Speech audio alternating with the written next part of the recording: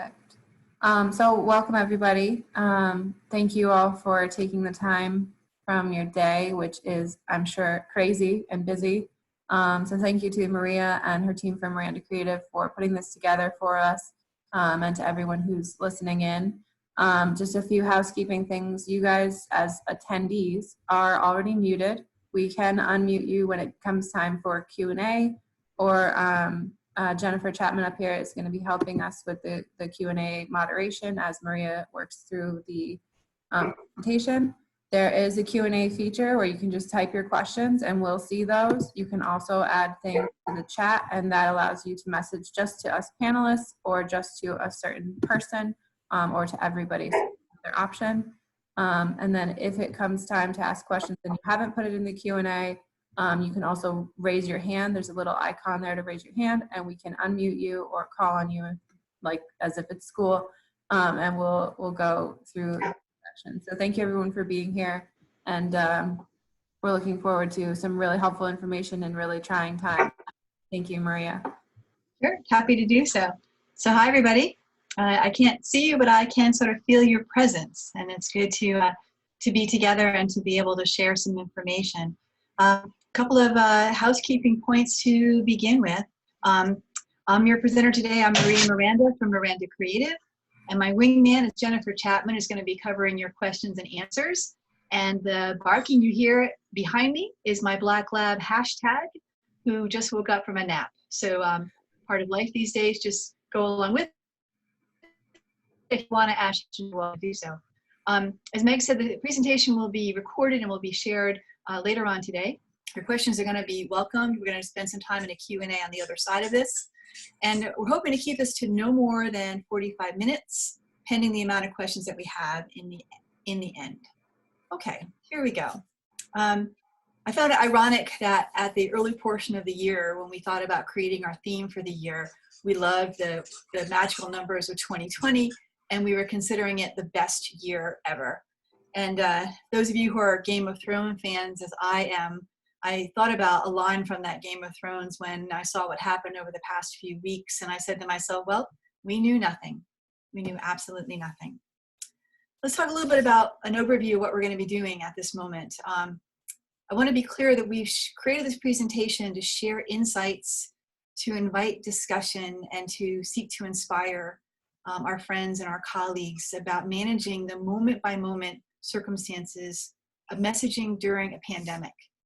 You know, I can't even believe I've written a presentation that has that sentence in it, messaging during a pandemic, but that's where we are, and we need to talk about what's going on. You know, I would be the first to say to you that we don't have all the answers, but we're willing to share with you what we've come to understand since writing our first piece of communication about what was then called the coronavirus back in February 2nd of this year. It was a Sunday morning, and I had been following the news that a case had occurred in Boston and one was suspected in New York. And for my entire lifetime, this region has been considered the center point between those two locations, bookends, as I wrote to my friend Patrick McCormick at the Department of Health for Uncas Health District. And I felt it was time for us to get collectively organized to think about what we were going to be doing in response to this, because clearly it was going to be in our community in a matter of a few weeks, and it started to happen. Ever since that first moment, and in this very moment, I and my colleagues have been partners to our clients and our friends and the community as a whole. What we are sharing with you is what we've experienced over the past few weeks, and hopefully you'll find it helpful today and in the challenging days that we know are ahead as we head into the peak of the viral conditions. So I think when things really started to become clear was about 6 weeks after that memo I wrote to Patrick, where Governor Lamont began sharing a series of executive orders. And the first one, prohibiting gatherings of any more than 250 people, came out on March 12th. And with every 4 o'clock presentation from the governor, a new executive order was revealed and shared and organized for all of us. And it was a day-by-day changing situation. One of my clients called it an actual playbook, and that he had to change his playbook every single morning based on what happened between 4 o'clock and 8 o'clock the evening before. It was an amazingly stressful time, and it still is, but those 8 days were a bit overwhelming, leading up to where we are in our current circumstances from the executive order on March 20th for stay home, stay safe, and the restrictions that are asking us to close anything but essential businesses and to shelter in home as much as possible to, as we all know, flattening the curve for the use of our demands on our healthcare system. While this was going on, I found myself saying, what books should I be reading? What references should I be looking at? I've been collecting content and information and guides over the past 35 years of doing this. And I realized that the book I really was thinking about the most during these particular times was not anything on my doing business bookshelf. It was a book that I first read in 1978. It was published in 1976, and I read it in 78 when I was a freshman in high school. And it was a book by Elizabeth Kubler-Ross and David Kessler on grief and giving, and talking about the 5 stages of mourning, the 5 stages of loss.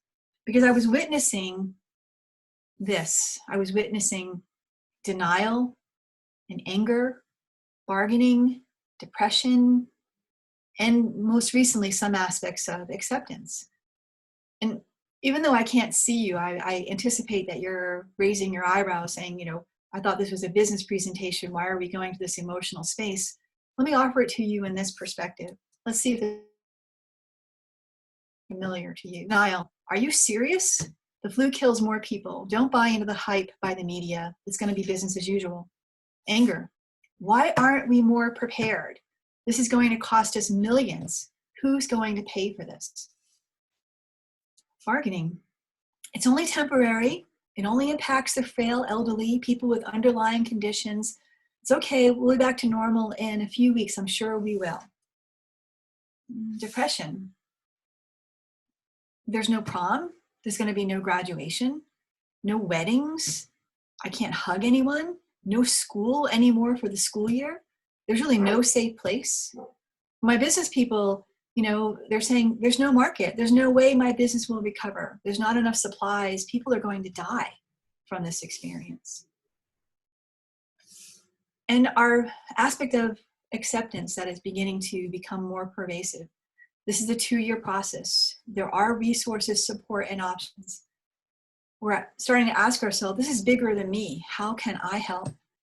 And what do I need to do to move forward? Denial, anger, bargaining, depression, and acceptance. The reason I'm focusing or sharing it for you in this perspective, because while this was going on, I was witnessing this happen. AIDA is, yes, it's a musical and an opera, but in my industry, it's an abbreviation that applies to this classic form of marketing, which is awareness, interest, desire, and action. And while our collective community was experiencing an aspect of grief for a loss of a life that we have known, I was witnessing brands still try to attempt to market in the normal, trying to say, buy one, get one free, 30% off, now is the time. And it was totally irrelevant, irreverent, and tone deaf. And part of our discussion here today is to be aware that it's a very different climate and a very different emotional state, and that some aspects of the traditional marketing model are not realistic to apply. I was volunteering for an online support group for women entrepreneurs, and a woman came on the chat room, and she was very upset that her market had completely evaporated overnight. She was a consultant that specialized in helping juniors and seniors in high school put together packages to apply to the colleges of their choice. And she goes, no one's contacting me right now. My market is gone. How do I get my market back? And I asked her to take a breath and a step back for a moment, and for her to realize that her parents and their adolescent children were now suddenly in the home together every single day, and were concerned about the transition of being able to manage their junior and their senior year. and that they were not in a place, they were actually in a place of grief. They were not in a place to be thinking about the next step of college at that point. And I suggested that she consider pivoting her messaging to talk about helping those parents and those teens relate to each other during this very difficult and unusual time. And that when they were ready, when they were beyond some of those stages I mentioned to you, she would be in a position and recalled for how she made them feel during those difficult days. And when they were ready to take the next step, when they were at that acceptance level and they were ready to move on and think about college choices, they would recall how she treated them and would be more likely to relate to her as a choice for being a consultant. So let's go from here to this. On March 10th, I wrote my first blog about what was happening around us, talking about what do marketers do now. And the first portion of our presentation, I'm going to reinforce some of the things that we shared at that point, because I still think that they're relevant as of right now. So for example, I talked about how important it was to address your internal market first. For those of you who are here with me that have employees, I'm speaking to that audience. For those of you who are nonprofits, I'm talking about your volunteers, your internal audience of your donors. For those of you who are educational environments, etc., you want to talk to your internal audiences first.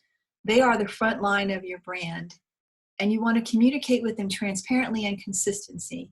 I talk about how your team's contagion, your team's anxiety is actually the real first contagion here. Here at Miranda Creative, I'll share with you some of the technologies and how we stay connected. We have the benefit of having a team member join us 5 years ago, our beloved Carissa, who inspired in us and actually mandated in us, if you know Carissa, she does it easily, that we needed to be ready to be a remote society. And at that time, we adopted technology like Zoom, which we're having here today. Every day, our team goes on Zoom. We keep it active on our screens all throughout the day so that we feel connected. And what you see here was our first day of being remote on March 16th. And our colleague Diane, who is our team administrator, is responsible for team morale. And we'll do different things. Like today it's Crazy Pant Day, which is why I'm not standing up. It's also our first day was Crazy Hat Day to honor all the hats that we wear. I communicate to my team members on a resource called Slack. If you're not aware of it, it's a great tool for being able to bridge and stay connected outside of the delays of emails or the distractions of texting or the personal space of social media messaging. I write to my colleagues at night. I talk about what the day has been like, what we're going to be facing, and I appreciate that my colleagues will respond and will share openly with each other about what they like about our workplace, or at times what they don't like. We'll hear from both sides of it. But because we're well connected and we know what's going on within our company, we're able to not be distracted by maybe personal concerns and able to help communicate out better to our clients. And I highly encourage you to consider focusing on your internal market first. When you're ready to face out to your external community, please practice some common sense when it comes to branding. Those of you who are running digital ads, ads that are displaying in context on locations like theday.com and others, you can request what's called a removal of context. So you can request that your ads not appear near articles about COVID-19, especially if you are offering services not relating to that. If you are a provider offering services related to COVID-19, your digital ads can appear near those articles. It can work both ways. Consider the timing of your messaging. For any of you who still have pre-scheduled emails, pre-scheduled social media posts, or working with an external vendor who's doing that for you automatically, please meet with them. Please hold on them. I recommend doing no more than 1 or 2 days of messaging in advance because the situation is evolving so quickly.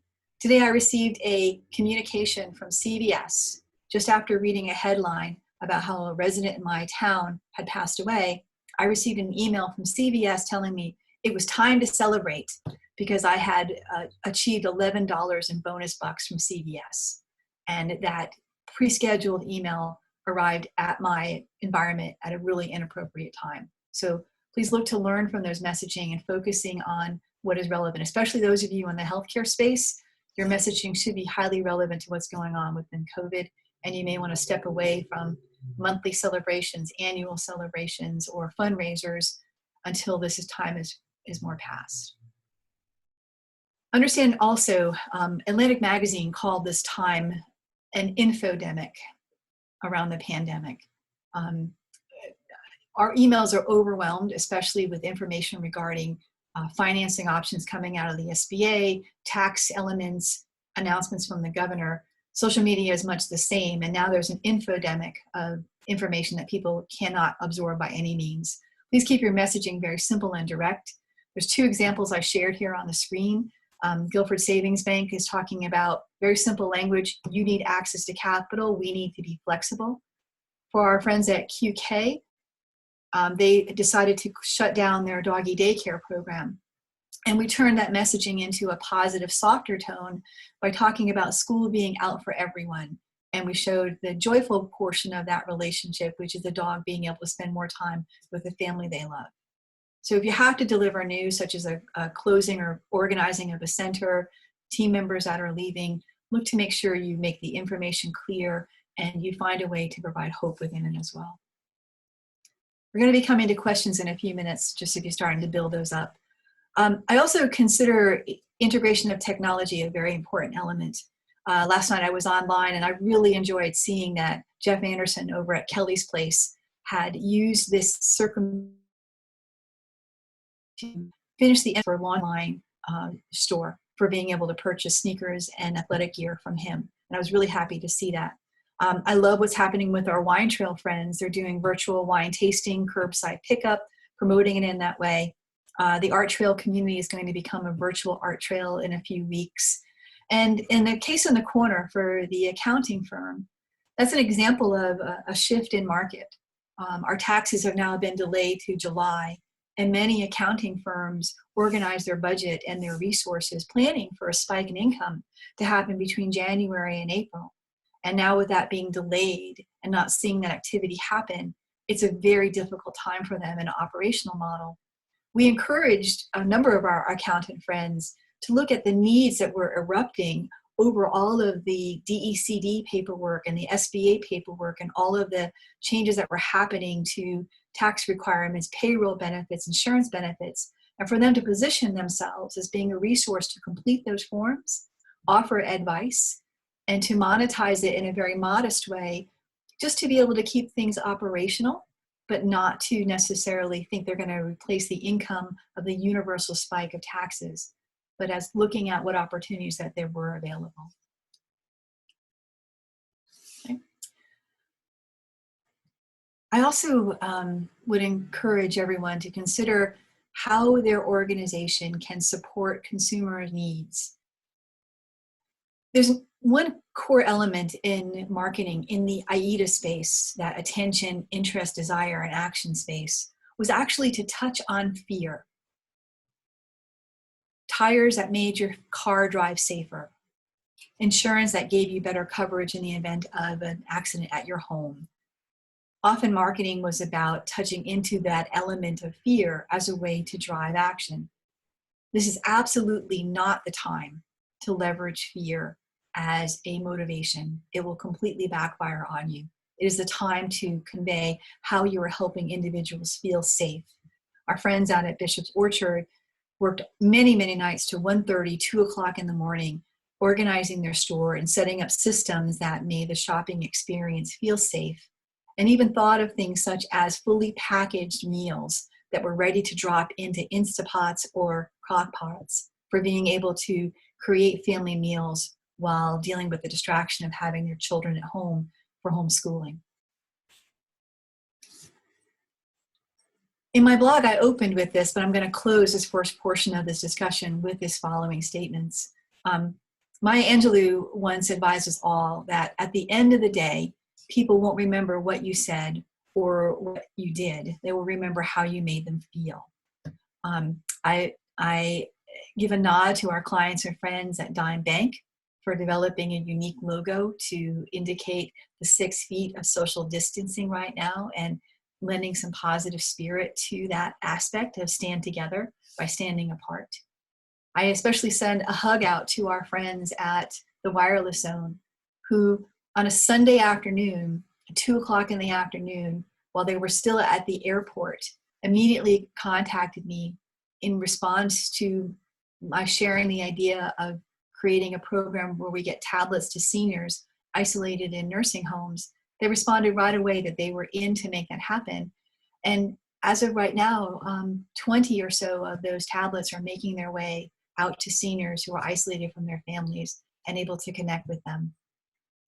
We were contacted just the other day by the local hospice team asking if we could set aside some of those tablets for use in the hospital where family members are facing end-of-life circumstances and not allowed to have their loved ones come into the hospital. And we are, of course, making sure tablets are available for that purpose.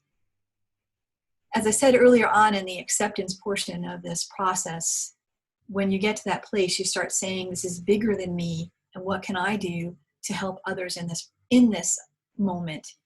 And within that, there's also beauty in the brand messaging and who you are as a core value. Jen, you had some options you found at the national level. Do you want to talk about that just for a minute? Yeah, that would be great. Jen. We have showed you some local examples. So now we're going to show you a couple of examples from some leaders of the industry that are leading with existential confidence by problem solving the needs of the greater good in today's real-time world. I apologize. Anheuser-Busch began producing and distributing hand sanitizer to accommodate the growing demands. Ford used their manufacturing expertise to begin quickly producing urgent medical equipment for supplies for frontline workers.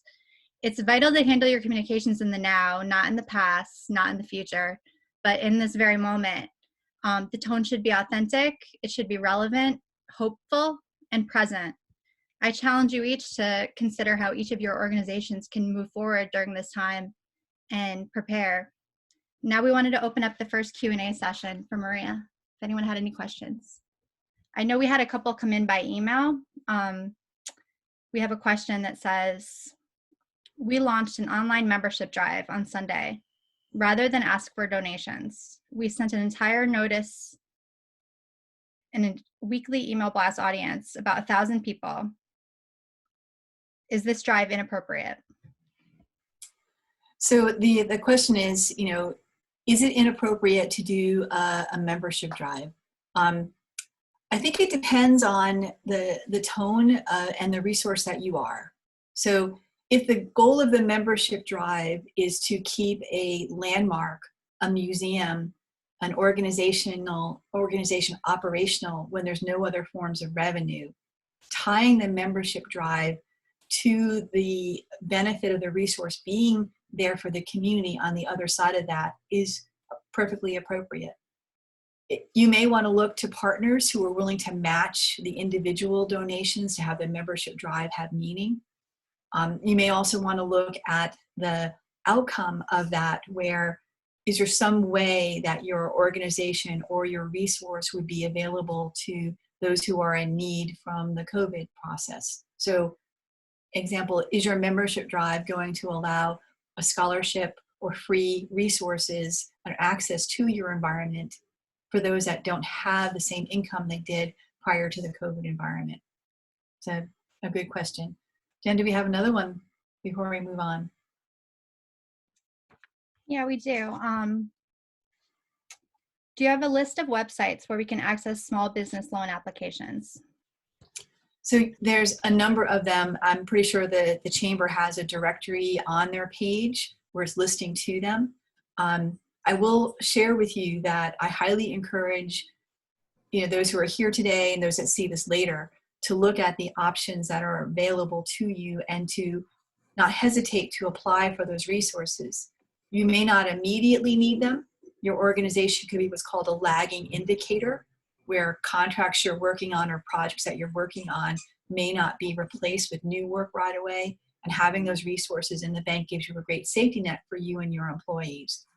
I have never witnessed such a generous outpouring of support for businesses as I have this past week everything from delayed tax filings to grant programs and forgiveness loan programs if we are able to maintain our employee count. While it is a challenging time, it's also a tremendous opportunity. Let's do one more, Jen, before we move on. Sure. We have David Gallagher would like to ask a question. I'm going to give him permission to talk right now. Okay. David, you need to unmute. He's currently muted. Can anyone unmute David? Or do I need to do that? Oh, How's that? he's up. That work? There you go. Okay. You're on, David. Thank you very much. So I have permission to talk. I do feel like I'm in school again. So I just want to make a comment, Maria. I liked your points very much about the timing of messaging, and I don't think people think about that often enough. And I realize the flip side of that, like I've been trained now on LinkedIn, people say, hit people constantly, like 5, 6, 8 times a week, because you don't know when they're going to be on there. However, people these days during this time frame are probably on digital media a lot more than they used to be to some degree. So I just wanted to underline your comment about timing and also being cognizant of celebrations. One idea that I would have about either you could do it with clients, but very easily for any of those of you who have employees, now may not be the time to celebrate something, but you could still acknowledge it by saying, I'm thinking it's not the right time to celebrate this like we normally would. So how about we postpone this until life gets back a little bit to normal? But I'll leave that up to you. What do you folks think? Because that does a couple things. It does acknowledge it. You didn't ignore it. It also tells them that you do plan on celebrating at some point, but it also gives them a little bit of control in a time frame when none of us seem to have a lot of control right now. So, but thank you very much. Good comments. Great. Thank you, David. David, I completely agree with you that, some things that may have felt right to do prior to February 2nd don't necessarily feel right now. One of my clients is doing a $10,000 gift card giveaway as part of an anniversary celebration. And doing that in the same tone that they had planned on in January doesn't feel right now. So instead, they're very likely going to be doing a matching program where a winner's name is drawn for their gift card, and that winner chooses a nonprofit organization that would get a matching gift card instead, as a way to be able to still continue to celebrate a landmark anniversary, but be relevant to what's happening now. Jen, I'm going to move on if that's okay. We do have one more question. Sure. We have a question that says, I'm drowning in data and programs coming out daily. I've not been able to lead and guide my team, which creates anxiety in myself because of all this data. I'm using the mantra one day at a time. Do you have internal and positive messages that you can share with us so that we can share type of templates? So, well, that's a very good question. I will, at the close of this presentation, we have a guide that we created. It's on our LinkedIn profile. We've shared it elsewise. It's at the last element of the slide because we thought that that might be a concern about how to get through every day. Regarding the data, let's talk about a couple of things that you can do because it is overwhelming. There's settings you can use in your email where you can have particular aspects of information go to a folder that you can look at once a day. So if you're getting communications from the SBA or the DECD or other environments, you may want to consider an automatic folder for them so that you can control the information coming into you, but you don't lose it. Also in social media, especially in Facebook, there's an ability to do a function which is to call follow and to see first particular communications. So for example, I've done that setting for the Office of Governor Lamont. I want to make sure that anytime I'm into social media, if there's been an update from his office that could impact me or my clients, I see that first in my social feed. And I've snoozed a few other social feeds that I don't need to see right now for about 30 days until things are a little bit calmer. So the first thing to do, like anything else, if you're facing a fire hydrant, you maybe want to turn it off a little bit. Okay? All right, I'm going to move on. We'll come back to other questions towards the end of this. We're at about 30 minutes, right about where we need to be. Okay. Jen found this amazing resource, and I want to share it with you here. This presentation, again, will be passed out. All of the links on here are live links. Unicast is a resource for tracking the cell phone activity of users. It's a tool and resource used for geolocation and marketing. They applied their technology over the past 48 hours to help municipalities, healthcare organizations, et cetera, get a sense as to what was going on with cell phone activity, meaning it being in motion, to give a sense of the effectiveness of the stay-in-place orders and conditions. I'm pleased to share with you that New London County is at about a B- level in the amount of activity that we're seeing within the traveling of our cell phones. Prior to even having any cases, we complied with orders, we dropped in our activity, and we have maintained and lowered our rate of non-essential travel over that period of time, which is not the case. And as you can see here in Middlesex, Litchfield, Wyndham area. Jen has a theory about Wyndham. I'll talk about that theory in a minute, Jen. There's definitely a relationship between compliance to shelter in place and continued contagion and increase in viral activity. So this is a great resource if you want to see how our community is doing. If you are a municipal leader or you know them, you can share this with them. Jen's theory quickly about the Wyndham County area was the laptops that were shared, and there was a lot of activity as parents were going to get and pick up those laptops over the past few weeks. So hopefully that's the case and that things will settle down in that portion of our state. Okay, so let's talk about the and now what. Those of you who have been to my lectures before, I just did my famous roll the shoulder talking about new work that we have to do. So where are we in the now what? We're this. I'm sure you all saw this iconic image of the Comfort hospital ship arriving at the New York Harbor with our iconic Statue of Liberty behind it in the background. When this image was shared repeatedly on social media, it was shared as a symbol of hope, a symbol of actions that we could take to help ourselves, a symbol that we had the resources for being able to manage and to move forward and to face the most challenging of times together.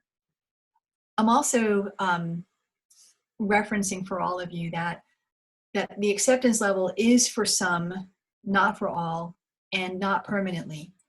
Anyone who's on the call or webinar who are familiar with the grief process know that it's not necessarily linear, that there are elements that we go back and forth on.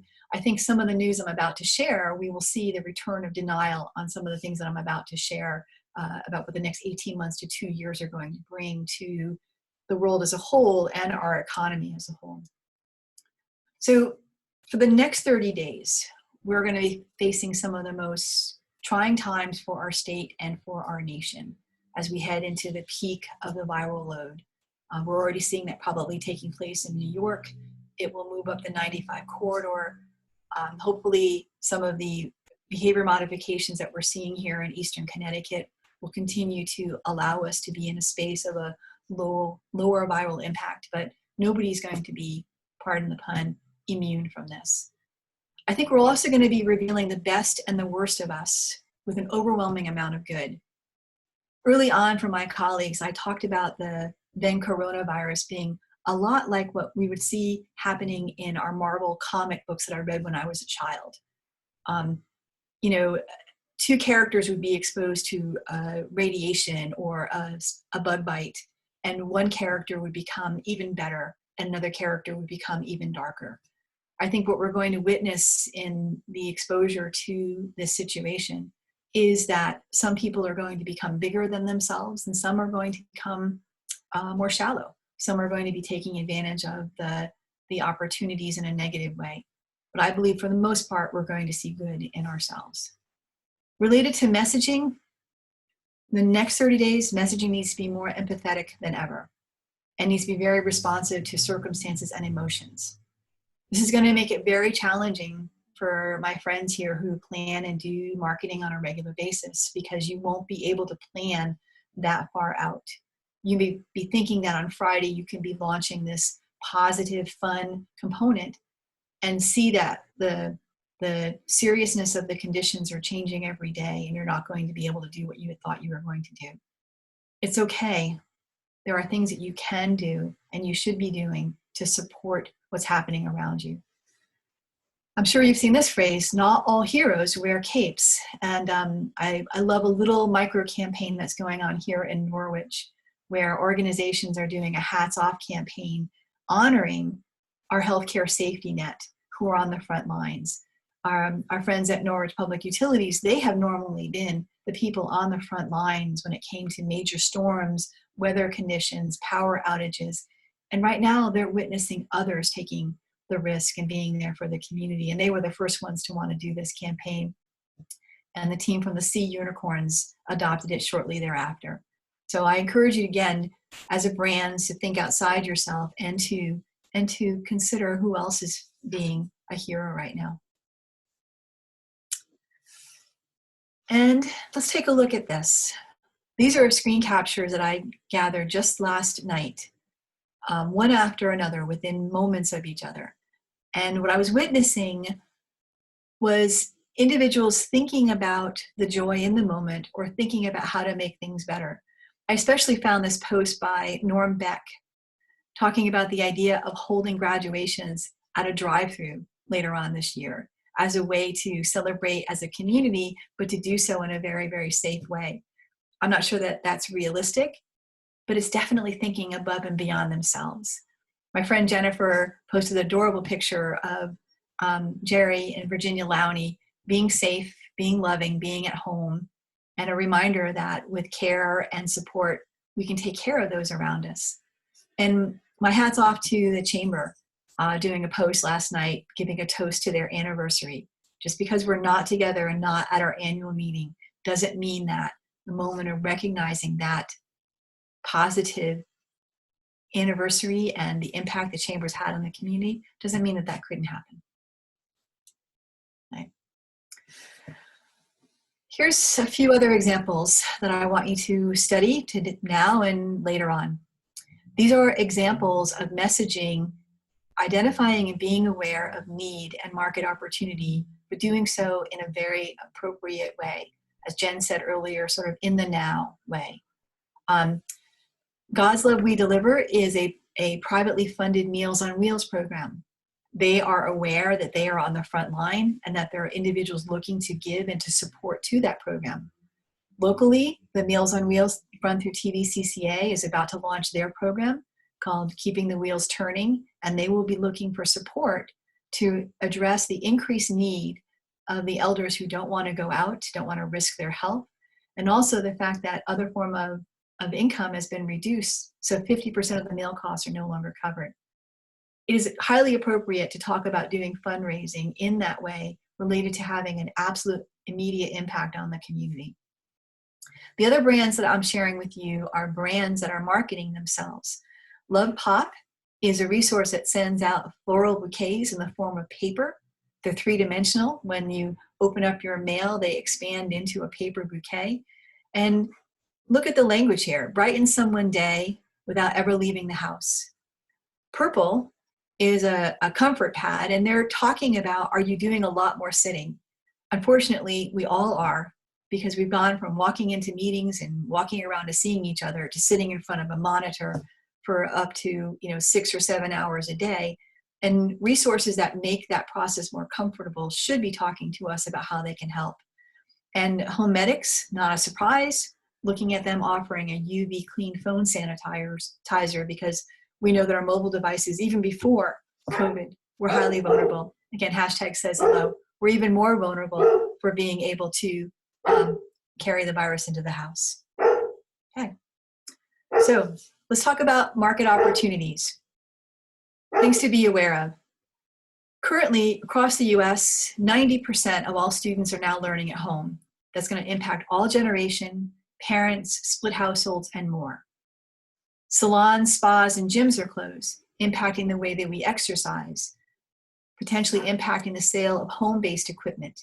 I've heard more people mention the Mirror workout system than I had ever heard of before January. Nearly all entertainment is in the home. Increased sales for game boards are happening, and other activities are clearly happening. People are taking short distance drives as a way to get out of the house safely. I think there's opportunities for the wine trail and restaurants to get together to do a pairing trail, where you could pick up a meal, pick up a wine on your way home. Consider how you could pair with other organizations to offer the ability for short distance that's efficient and honors the idea of essential travel only. The newly laid off, and there are significant numbers in that, have the time to build new skills. If anyone here is from the community college system or online learning, you should be positioning yourself to be able to address that. Some may choose to never return to the careers they had before, or those careers may not welcome them anymore. They are going to be updating resumes and their networks, and for those who are looking for the best of the best, I would encourage you about 30 days from now to post your jobs and to consider who you want to grow within your business. Miranda Creative has some plans for doing so. I encourage you to consider the same. The resources available from the SBA for payroll dollars is unlike anything I've ever seen before. Speaking of dollars, millions of dollars are going to be available and arriving into small businesses and households. Give thought as to how these funds will be best used and if your brand can be part of these choices. It could be best used as a donation to support the community. It might be best used for technology. How do you tie into those dollars that are going to be coming in?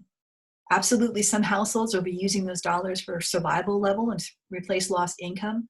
I'm not at all suggesting this is all going to be discretionary income, but there will be some households where it will be, and it is an opportunity for you to consider. As within my family, loved ones are forced to be distanced. I haven't seen my mom and my sister since Christmas time, but they will want to remain connected. Over my shoulder are flowers that one of my team members sent to me this week. I think you're going to be seeing a lot more of delivery of items at home, and can you adjust your home model to that, just as our healthcare providers have adjusted their delivery systems to telehealth, such as UCFS Healthcare is doing currently. Finally, interest rates are going to drop, and the changes in the market will happen. There could be refinancing that's going to happen. There may be some first-time investors able to approach stocks they couldn't have before, and there'll be new financial opportunities there as well. Okay? I'm almost to the point of some questions, about 2 more minutes here. Unbelievably, that was a sprint, and ladies and gentlemen, we are now actually beginning the marathon. The first time I came across the information I'm going to share with you, unbelievably, was in the Anchorage Daily News. I don't even know how the Anchorage Daily News got into my newsfeed, but it was the first time that I read that what was anticipated over the next 18 to 24 months until a vaccine is developed, if that's even possible, was going to be the fact that we were going to go through periods of time of viral highs and viral lows. There will be moments where we will be able to be out more in the community, out more publicly, probably never gathering in large numbers again, but definitely be able to be outside our house more, and maybe not limited to essential only. And then we'll be required to return back to social distancing when there might be an outbreak of the virus nearby or in our community. So as a result, what we're going to be seeing is we're going to be seeing this wave of activity which is not reflective of normal consumer behavior. Right? We normally see a wave of activity beginning around July 4th. We might see it then go in a different direction if we're back to school. We might see a different spike at the holiday season. Now our market spike in activity is going to be based on the viral load condition again until a viable vaccine is delivered. Atlantic Magazine did a really great article about this, and I will add that to the PowerPoint presentation. They presented 4 potential visions of what the next 24 months could look like, from a 4 to 6 month solution to an 18-month or longer solution. I highly encourage you to be aware of those as you plan your marketing. Okay. I believe that as this information I just shared with you becomes more understood, I can actually already see it now as parents are accepting the responsibility of homeschooling and supporting education all the way through to the close of the school year, as people are thinking about virtual proms and virtual graduations, that we're going to see a return to the aspect of denial and probably an aspect of walking through this experience again, which I share with you as a way to convey about being empathetic and never probably placing yourself back in the traditional AIDA marketing model for a while. Okay? So my closing remarks to you before we head into questions, lean into messaging, History proves that those who maintain marketing during a downturn recover faster and are stronger on the other side of it. I know it's difficult, especially with limited resources, but this is not the time to stop your communications. If you need to look at what free options are out there or best use of your resources, do so. But it definitely is not the time to reduce your communications. Be ready for a demanding, fast returning market during the peaks and valleys of the load. So for those who are saying, I'm not going to hire back my staff until I know the market's going to be returning, you may want to consider a phasing in of staff or getting them back up to skill sets or looking at solutions that allows you to be immediately turnkey and available to the market, because those that are there first are going to be the ones that are going to meet the needs first, and those that are slower to respond might miss the peak of market opportunity. It's much like saying, if you knew to be ready for Christmas the Friday after Thanksgiving and you didn't wait to know that day arrived before you started planning, thinking about the return to market around the viable load is something for you to consider in your planning moving forward. Infodemic is going to continue, overwhelming amount of information, and I believe the outcome of that might be that direct mail returns as an effective tool.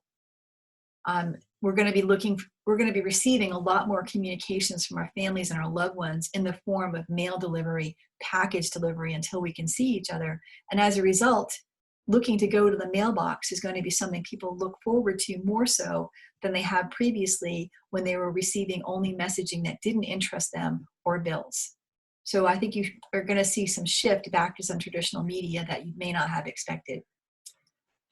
And last but not least, this is the complicated item, is to invest in systems that will allow you to be nimble and seamless for a housebound and outward bound market. An example would be if you are an education environment, that you need to consider that your classroom experience, your learning plans are seamless between the students having to be homebound for a short period of time or being back in the classroom. If you are a retailer, you want to consider a storefront operation that is ideally supported by an online operation. I make a note here that community management will be more important than ever. For those not familiar with that term, community management is the management of people who go to your website, to your email, to your social media, and through your texting programs if you have them. They are those individuals most likely to do business with you. Therefore, nurturing and keeping them close so when the market returns is a logical and wise investment in marketing time. Okay. And last but not least, be prepared to pivot. So, doing okay. We're trying to take some additional questions. I'm happy to answer all that I can. Jen, what do you have for us, hon? Sure. We have a question that you touched on briefly. What medias are priorities to be using right now for communication? Sure. So as I mentioned in my closing remarks here, that community management is what's most important. So I would be looking for a couple of things, keeping those communities close to you as possible and being very much aware of what posts are they responding to in social media. Is your email rate declining for opening? Is it time for you to introduce another option such as text messaging or Facebook groups to keep your communities closer? The resources that communicate to your core community are the ones that I would focus on most, a bit like my mentioning earlier of the internal market first. Messaging to an external market looking to draw them in, consider things such as Google AdWords. So if there is an AdWord solution that you relate to, such as, banks open near me, or primary care doctors or COVID care near me, you could look at doing AdWord messaging that might drive relationships to your business in an appropriate way. I'm not suggesting tapping into COVID as a search word and doing no relationship to that care whatsoever. That would be a technique called black hatting, and we're not going to support that. I would also encourage you to consider doing some purchasing of email databases from profiles that currently use your services or would be interested in your services, but only if you have a way for them to relate to you virtually. So for example, the Art Trail could purchase at a very affordable rate an email database of art lovers as they launch their virtual passport program, and that would make sense to do. But if you're sending an email communication out and you have nothing but a retail operation that is not open and available, that would not be good use of resources. Any email address that you drive over the threshold of your website, you can capture the IP address of that individual or that technology, and you can retarget them with banner advertising, which is, again, a very effective way to promote back to an audience already interested in you. I hope that answers that question. Great, thank you. Another question we had that came in was, without any revenue coming in, resources are limited and we can't afford to pay anyone right now. How do we get our internal staff up to speed with change without any current resources due to the limitations? Sure. So first of all, there has to be a culture in your space to allow connectivity. At Miranda Creative, we have a group we call the Alumni Association for the agency, and we connect and we stay in touch with them, individuals who have gone on to other careers. So if they've had a change of career and are looking to come back, the door is always open. And if we have a need or an opportunity that relates to their skills and expertise, that connectivity is there. If your team members are furloughed currently, you may want to consider developing a very low-key email communication thread that goes out to them, that keeps them informed as to what's happening and keeps them connected.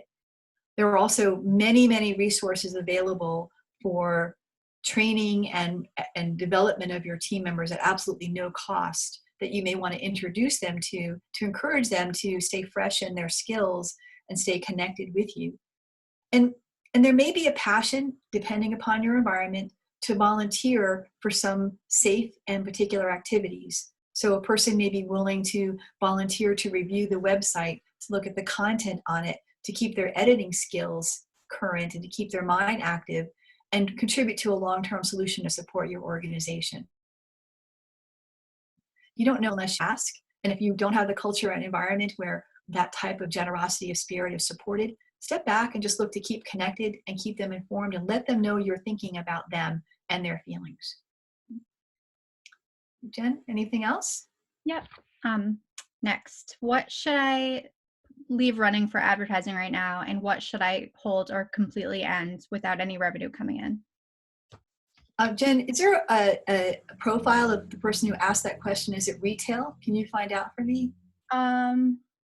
I know that we have a great deal of nonprofits on the line right now, so okay. I think probably for both it could be answered. Sure. So for my nonprofit friends, there are already many affordable ways to be able to continue to connect with your community, such as email and social media, etc. But I would encourage you to maybe take a breather for some aspects of email based on the infodemic that's happening over the loans and grants and programs and unemployment benefits, etc. You may find that you want to take a breather from email to give people a chance to get through that showering of information, and maybe a few weeks from now is a time to come out with communications. I also would encourage that you look at the tone of the communications, not necessarily being about your ask, but about what you can share that would lend value and quality to their day. So if you are an historic site, for example, can you be sharing historic images that remind people that this community survived tragic hurricanes, survived wars, survived many things, and came out more vibrant on the other side? That type of information would engage your viewers and also speak to your core values. Advertising that you may want to pause. I mentioned the email. You may want to pause forms of digital advertising that sends an individual to your site when they can take no actions. They can go to no events. They can't participate in any way. And if you're looking at doing digital advertising as a way to raise funds and raise dollars, keep in mind that digital advertising may be speaking to a large population that has no awareness of you. So very likely those ads running to support fundraising, if there's no awareness of you, would not be effective use of those dollars right now. Right? All right, Jen, anything else? We do. We have one more, and then I don't know if anybody else wanted to put any in the Q&A below. Just let me know. So what is next? What should we be asking? Is there anything that we are not asking that you want to make sure that people are aware of? So what are you not asking? What are we all not asking? I think, what next has been evolving and changing absolutely by the moment. A few things that I think that are going to be next. I think that the level of isolation, even I myself, who has a lot of connectivity and a lot of contacts and a lot of great opportunities to reach out to my community, even I am feeling some of the isolation at this point, and I'm sure others are going to be the same. So if you are in health services, behavioral services, suicide prevention, I think be very much aware of what could be happening emotionally to our community and look to be proactively supportive of keeping our physical and our emotional strength up, because we all know they're closely related. Depressed individuals are more likely to get sick, are less likely to make good health choices. We could see some aspects of addiction and other things that come out of this. So anything you can do to keep the emotions positive, keep things moving forward, having people think outside of themselves would be a lot of the next. I admire communities that are doing teddy bear walks, where families are out walking and spotting teddy bears in windows. Other communities are doing positive sidewalk messaging at night. So when people are out walking around, they see those sidewalk messagings. And clearly, before I forget, what definitely is absolutely next on the horizon is the impact that's going to be happening to our healthcare safety net. So being aware and being supportive of those individuals, we probably all know someone. It is everything from the community health centers to the acute care centers and everything in between. Look to do what you can to support them as they support us. Okay. Is that it, Miss Jen? That's all I have. How about you, Megan? I don't see anything submitted in the Q&A, so I think with that we will wrap up. Maria and Jen, I can't thank you enough. This was really valuable to hear sort of a fresh perspective. Sometimes it's the things that no one's saying that you just really need to hear, so I really appreciated that. Anything in closing, Maria, and then we'll wrap up. So I guess I would say in closing, someone asked about some of the best practices. I want to point out it's the final slide in this presentation when you get it. It's designed to be printed out and maybe hung nearby so you have it for a reference. I think we'll look to stay in touch with the Chamber and to continue to offer some insights as we go through this. And if you're not already aware of this about us, not just during this time, but in any time, our door and our hearts are always open. We offer a 1 hour, no obligation, no stress time to chat with us, to talk a little bit about what you're going through. And if you would like to tap into that and spend some time with me or Jen or any of our brand managers, you can contact us at Miranda Creative and we're happy to do that. All right. So that pretty much is it. Miss Meg, back over to you, hon. All right, well, perfect. Thank you to everyone who has been sharing feedback in the chat, very positive. We did record it. We will get you the PowerPoint presentation as well, the slides that we've been viewing. And I know I really like that phrase, infodemic. That is exactly how even the Chamber feels, because like you all getting the emails, we're just inundated with everyone being so helpful. I mean, it could be worse. We could be inundated with worse things. Right. But we are trying to get the pertinent information out to you as best we can. So please continue to check our website. Our e-news goes out on Tuesdays. We'll try not to bombard you outside of that unless there's a huge, request happening. But keep in touch with us. We are here. We're working remotely, and we're here for you guys, our members. So thank you, everyone, for being here, and we will talk soon. Take care. Bye, everybody.